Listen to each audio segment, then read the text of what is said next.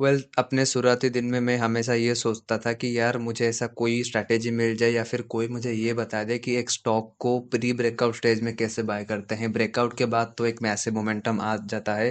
जैसे कि आप यहाँ देखोगे तो कोचिन शिपयार्ड में आज के दिन मुझे 8.5% से भी ज़्यादा का रिटर्न दिखा है और इसमें मैंने ट्रेड किया था। यहाँ पे आप मेरा स्क्रीनशॉट देख सकते हो। यहाँ पे ये है मेरा ऑर्डर बुक।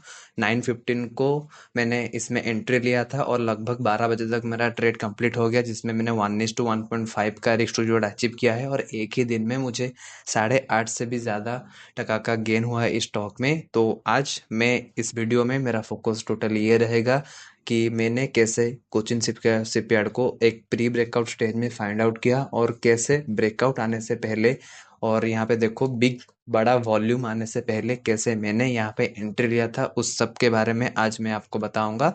सो चलिए वीडियो में आगे बढ़ते हैं।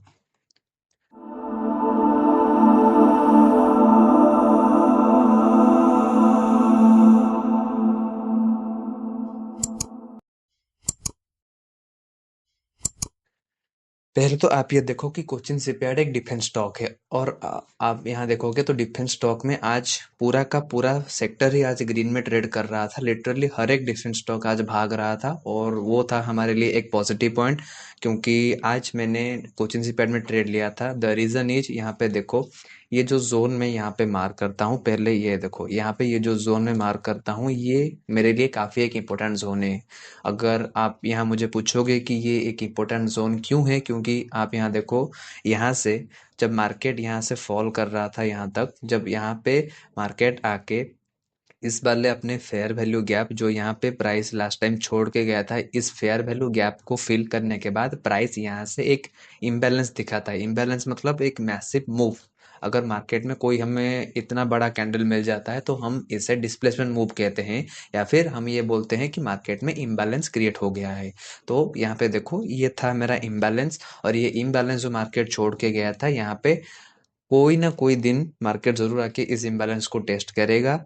अगर सिचुएशंस अपने कंट्रोल में ना रहे और स्टॉक के फेवर में ना रहे तो फ्यूचर में ये इम्बैलेंस जरूर, ये फेयर वैल्यू गैप जरूर आके फुलफिल होता है। तो ये इसी लॉजिक के साथ मेरा यहाँ पे ये मेरा एक ऑर्डर ब्लॉक टाइप का, आप डिमांड जोन बोल सकते हो, डिमांड जोन क्रिएट हो जाता है। अब ये डिमांड जोन वैलिड क्यों है? क्योंकि अगर आप यहाँ देखोगे तो इतना बड़ा रैली आने के बाद जब प्राइस लगभग इसी एरिया के आसपास आया था, आप यहाँ देखो जो लगातार इतने सर्किट्स लगे हैं इस स्टॉक में, ये क्यों लगे हैं?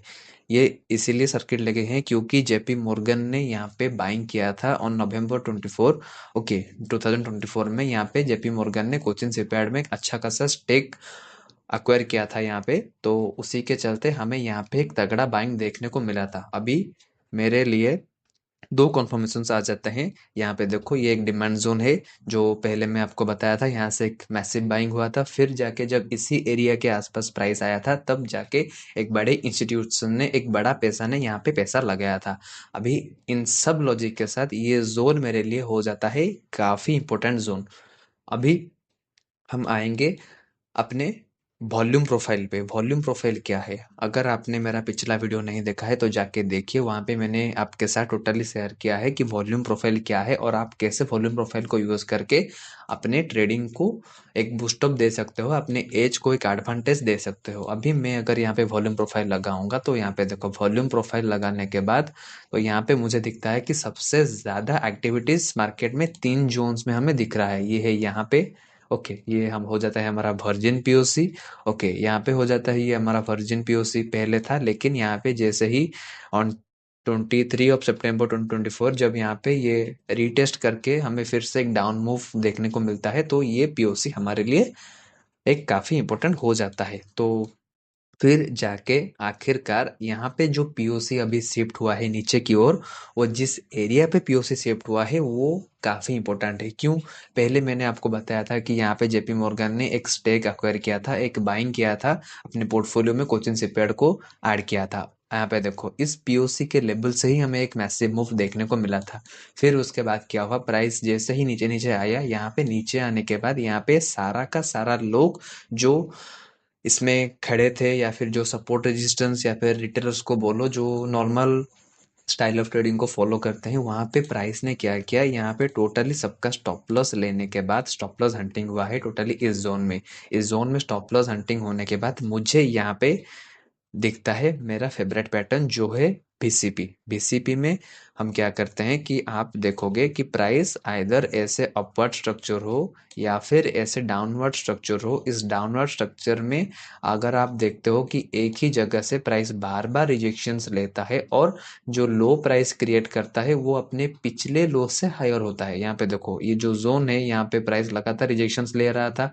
ओके, यहाँ पे देखो धीरे धीरे प्राइस क्या कर रहा था ना, ऊपर बढ़ रहा था और ये एक असेंडिंग काइंड ऑफ पैटर्न बना रहा था, जो कि मैं बोलूंगा कि असेंडिंग पैटर्न नहीं है।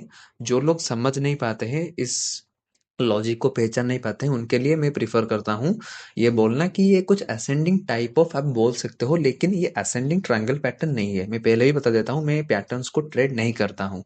ओके, यहाँ पे जब VCP फॉर्म हुआ और VCP का लॉजिक मैं आपको बता देता हूँ। यहाँ पे देखो ये है हमारा कुछ एक इम्पोर्टेंट सप्लाई जोन। ओके, यहाँ पे देखो बार बार हमें यहाँ से रिजेक्शंस देखने को मिलता है और जो POC में ड्रॉ किया था यहाँ पे, POC भी यहाँ पे ही लाई करता है।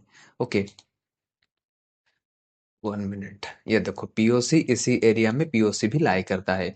और ये सब कुछ होने के बाद मुझे यहाँ पे VCP मिल जाता है, तो काफी कुछ मतलब चीजें मेरे फेवर में हो रहा था और मेरा एनालिसिस बैठ रहा था। इसीलिए मैंने क्या किया, इस स्टॉक में आज के दिन ही यहाँ पे एंट्री लिया था on the very simple and the only considering factor is that VCP। अगर VCP नहीं होता और सब कंडीशंस मेरे फेवर में होने के बाद भी मैं ये ट्रेड नहीं लेता, क्योंकि मेरा ब्रह्मास्त्र है VCP। मैं VCP को ट्रेड करता हूँ, मैं कॉन्ट्रैक्शन पैटर्न को ट्रेड करता हूँ। यहाँ देखोगे तो ये जो पैटर्न यहाँ पे क्रिएट हुआ है ये एक VCP स्ट्रक्चर है। और VCP में हम क्या करते हैं ना, एक प्री ब्रेकआउट स्टेज में जब स्टॉक अपने सप्लाई के आसपास होता है तभी ही जाके हम बाय करते हैं, क्योंकि आज के दिन जो वॉल्यूम आया है, जो कैंडल आया है, लोग सब बुलिश कैंडल बोलेंगे। कोई यहाँ पे बाय करेगा, कोई यहाँ पे उसका स्टॉप लॉस लगाएगा, कोई इस लो के नीचे स्टॉप लॉस लगाएगा। लेकिन जहाँ पे आप एंट्री करते हो वहां पे मैं अपना माल बेचता हूँ। That's the simple strategy I follow. Okay, यहाँ पे ये जो VCP पैटर्न बना है, VCP पैटर्न में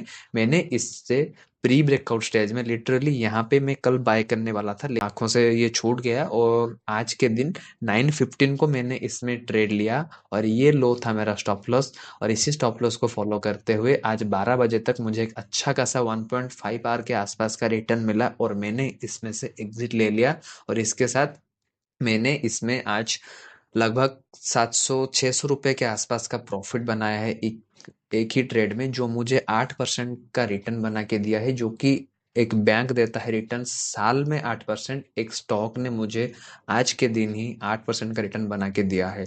सो कहना आप सबको यह है कि अगर आप एक डिसिप्लिन ट्रेडर हो और अगर आपको मार्केट में भरोसा है, अपने सेटअप पे भरोसा है, अपने स्ट्रेटेजी पे भरोसा है और अपने खुद के एनालिसिस पर भरोसा है, तो आपको प्रॉफिट हो या फिर लॉस हो, आपको कुछ भी मायने नहीं रखेगा।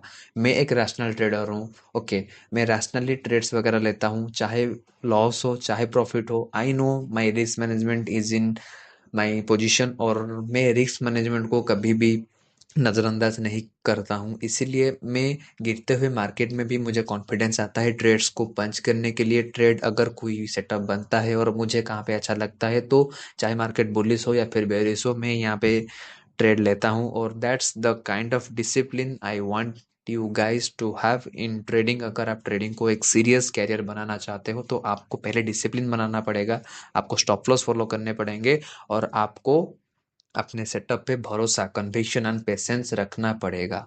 ओके, आज का ये वीडियो इतना ही और आशा करता हूँ आप सबको कुछ अच्छा लर्निंग मिला होगा, आपको कुछ अच्छा सीखने को मिला होगा। अगर आपको ये स्ट्रैटेजी पसंद आया और अगर आपको मेरा एक्सप्लेनेशन और मेरा वीडियो आपको पसंद आया, तो make sure that you like the video, comment अगर आपको कुछ फ्यूचर में चाहिए ट्रेडिंग साइकोलॉजी को लेके या फिर कुछ, तो मेरी ओर से जितना होगा मैं आप सबको हेल्प करूंगा। सो मिलते हैं अगले वीडियो में। Thank you all, thank you and have a nice day.